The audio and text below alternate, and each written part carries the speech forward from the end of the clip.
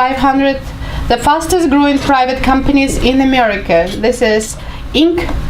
and it's 32nd annual. Inc. 500, the fastest growing, best run, most innovative, and then most inspiring private companies in America. And so what you have been able to find out, my intern Ashwin found out information for all of us. There's an article in here that says you're not that innovative and that's okay. And this is kind of a counterintuitive look about how innovation is needed when you're running a business. And it starts saying nearly everywhere you turn these days, you're exhorted to innovate, disrupt, or otherwise prove yourself a game changer. It's enough to make you feel that if you haven't put a couple of Fortune 500 incumbents out of business this week, you've taken your eye off the wall. There's nothing wrong and plenty that is right with trying to innovate. But what if innovation is not the panacea it's said to be? Can't you simply work hard, heed your customers, and manage your business very, very well? To answer that question, be poured over academic studies, talk to innovation experts and entrepreneurs, and turn to some unlikely sources, including race car teams, to get behind the rhetoric and find the reality behind 6 of the most common myths about innovation. And the conclusion is you probably need less of it than you think. 1. The first myth is that innovation is disruption. And in fact, small steps are more likely to spur success. In the wake of the book, The Innovator's Dilemma, a lot of people believe that to innovate, you need to come up with something radically different than what you're currently doing. But for many businesses, trying out a radical new idea is unwise and it's kind of an unsafe bet. Doing methodical improvements on your current idea would be much better for your product and much better for your company overall. A second myth is that you can't have too many ideas. In reality, you really can if you don't know what to do with them. It's not nearly as hard to come up with ideas as it is to figure out which ones are good and what to do with them. Small companies can be crushed under the weight of too many ideas. If you have a lot of ideas but you're not doing anything with them, what's the difference between that and having no ideas and doing nothing? Either way, nothing would change. The key is to pick the right ideas and go with those. And another one which I personally found very fascinating is that it doesn't always pay to be first. Sometimes it's better to be a follower, and this has a lot of history to it, like Nintendo versus Atari. I mean, the Nintendo Wii was a huge console. I don't personally know anyone who has an Atari, and I don't think Atari has made any new consoles in years. Amazon versus Book.com, Google versus Yahoo. In all of these cases, the later company has made a much bigger market share and has been much more successful. Sometimes being the first to do something isn't an advantage, but it's actually a disadvantage. And another myth is that innovation is about stuff. You have to make a new product or a new service, but sometimes it's just about trying to revamp a business model.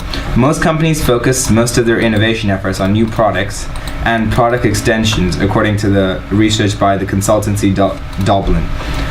But these kinds of innovation, it turns out, are the least likely to return their cost of investment, with a success rate of only 4.5%. Instead, Dublin found, companies get the highest rate of return on investment where they can focus on improving things such as business models, internal processes, and customer experience. The most valuable innovations are at platform level innovation, says Larry Keeley, a director at Deloitte and the author of 10 Types of Innovation. Though Apple is rightly famous for well-designed devices, he says, Apple's most valuable innovation is the iTunes Store. Almost as integral to Apple's success has been the company's aggressive tax avoidance strategies, such as creating offices and subsidiaries in low-tax locales such as Nevada, Ireland, and the British Virgin Islands. It's created a very advantaged business model. Similarly, Amazon makes very little money on the Kindle, but most of its money comes from the massive sales of ebooks it gets on it. Another thing is you must innovate constantly, and in fact, that's another myth. In reality, innovation is more cyclical. In certain industries, entertainment, advertising, fashion, customers expect new things all the time. But for most businesses, it's important to time innovation efforts more carefully. When your last innovation is proven and you start to scale, you want to focus most of your people and energy on grabbing that opportunity. Says CEO to CEO's Robert Scher. If you're doubling every year, you want to devote 90% of your efforts to reaping that opportunity. When you're a couple of years into rocket ship growth, but competitors have shown up, that's when you need to add to your innovation percentage. So what you're saying here is you need to if you make something innovative, you need to stick with it and kind of make, push it to its maximum before trying to do something completely new. So what we're saying that a lot of innovation coming up, and just like I read in Bloomberg Business Week, they're talking about work is a nightmare because men and women dream about the office differently, but that's starting to change. It's saying that it's hard to stop thinking about your job even when you are asleep. And 9 to 5 frequently dream they're late for a meeting or an airplane departure. So people constantly think of the work. Yeah. And innovation maybe comes sometimes during the sleep. Did you hear any stories about like innovation come during sleep? Some Nobel Prize winners actually had that. One of the things I heard in my chemistry class was that the periodic table was actually dreamed up first when someone was asleep. Let's say that was Russian scientist. Mendeleev, chemist. Dmitry Mendeleev. Dmitry Mendeleev. Thank you very much. Yes. He was thinking of it constantly, and all those chemicals he need to put in columns and rows, and he didn't even know what inside each and every chemical. So he didn't know atoms or electrons, nothing. He just kind of knew these were the elements, and he had to sort them out in some sort of table. He paid attention. Yes, he dreamed up the periodic table of elements in its complete form. Also, Robert Louis Stevenson claimed to have derived 2 key scenes of Dr. Jekyll and Mr. Hyde during his slumber. Did you know those movies? Oh, I didn't see this. It's I think it's a book, Dr. Jekyll and Mr. Hyde. Yeah, I've heard of it, definitely. I haven't personally read it, but I've heard it's a very good book. Okay, non-genius benefit from work dreams too. A 2013 Harvard study found that people who learned a task and napped before being tested on it did better than subjects who went sleepless. Those who dream about the task during the nap perform best of all, even if their dreams seemed wild and incoherent. Unfortunately, that doesn't mean professional dreams reduce anxiety, because one NPR announcer told Stick Gold about a recurring dream. In it, he is driving in his car and the same song For All Things Considered comes on, and he realized that he's supposed to be in the studio. Stick Gold says, I told him maybe it's worth getting in 15 minutes earlier than usual, not because you need to, but so you can stop worrying about it. How do you come to the school? But you probably depend from your parents too. Yeah. So it's not so much, it's not so much a worry of me to, get in the car. It's my parents need to get in the car on time too. And I think school has slightly less harsh consequences for getting there kind of late. What about tests? I mean, I've definitely had bad dreams like during finals week of completely sleeping through my first period test or something. All right. So the others study published that in the journal Sleep, common nightmare themes vary by gender. Researchers at the Université de Montréal analyzed the dreams of 331 subjects and found men have more nightmares about insects being chased and physically attacked. I would never think that men would afraid of insects. No, trust me, men do not like insects. I'm not an insect person. I like the insects to be somewhere I am not. And of course, natural disasters such as flood and earthquakes. Women nightmares more often hinge on interpersonal conflict, featuring feelings of humiliation and rejection. Wow. Overall, I think the male dreams right there seem just a bit more on the edge of excitingly dangerous. Yeah, so we have different things. Now, As you probably saw, that T-shirt says "Keep calm and carry on," or "Keep calm and do this," and "Keep calm Yeah, and so many of something those. else. Right. So I saw interesting article by Lindsay Levine, and she had a new study finds getting excited rather than trying to calm yourself will improve your performance. So which situation it can be? You have seen the popular phrase "keep calm and carry on" emblazoned on everything from coffee mugs to t-shirts. But what happens if when met with a stressful situation you do just the opposite? Did you have any situations like that? Well, stressful. Yeah, generally I'm not very calm during stressful situations, but I always just thought that if you try to keep calmer, your head will be more in the right place to think about what to do. Anxiety is incredibly pervasive. People have a very strong intuition that trying to calm down is the best way to cope with their anxiety, but that can be very difficult and ineffective. Brooks told the American Psychological Association. Who is Mr. Brooks? Researcher Alison Wood Brooks, a negotiation professor at Harvard Business Schools, investigated just that, questioning whether reframing anxiety as excitement had an effect on performance. And then he published her findings online for the American Psychological Association. When people feel anxious and try to calm down, they are thinking about all the things they could do go badly. When they are excited, they are thinking about how things could go well. Right? Yes. Like, oh yes, it's a test, and if I do it right, I'm gonna be so excited, and Yeah. I will be so done with that and over with, and I get the great, excellent grade, and go to the next level. Yeah, that actually just seems a lot better than trying to calm down before the test when you think, oh my god, what if I did not remember that? Yes, while Brooks notes there are some benefits to anxiety, such as increased preparation before an event, right before or during a task. Anxiety can be harmful because it drains memory, wasting energy on worrying instead of focusing on the task, right? So Yes. when you worry, and you drain yourself down, Yeah, you push true. yourself down. To prove the theory, Brooks conducted 4 experiments with 300 college students and adults performing very stressful tasks like singing karaoke in front of a stranger, for instance, Journey's "Don't Stop Believing," public speaking, and completing a timed math test. Brooks measured participants' heart rates before, during, and after the task. She asked some members of the group, say, "I am excited," or "I am calm," and try to believe it before starting their task. Yeah. Do you want to know the results? Yeah, definitely. In the karaoke experiment, did you ever done karaoke? No, I haven't done karaoke yet. I done karaoke, and I didn't know how difficult it could possibly be. I tried in English. Maybe I should try in Russian first, seriously. And I tried Madonna's song. What can I say? What song was it? I don't know. Material Girl, or what is it? Material, right? They got Diamond's best friends, Girl's best friends, something like that. I'm not super familiar with Madonna, all of Madonna, Okay. but I've heard of that one, I think.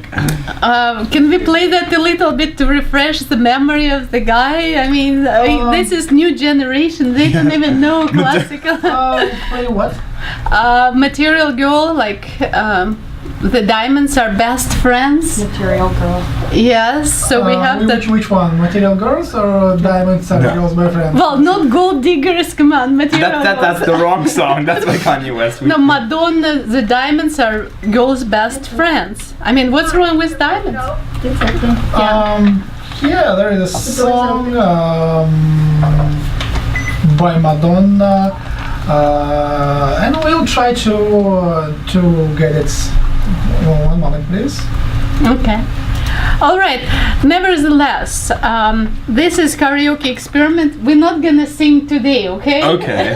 Because we don't have the words. But what Brooks found that participants who were excited performed better than those who were anxious and trying to remain calm. Similarly, participants in the time math test experiment who were excited scored significantly higher than the calm group. Okay, are we ready to play that Oh yes, we're almost ready, and I have to remind that at first this song was sung by not Madonna but Marilyn Monroe, and as far as I remember, this was from the movie "Some Like It Hot" or other movie with Marilyn Monroe.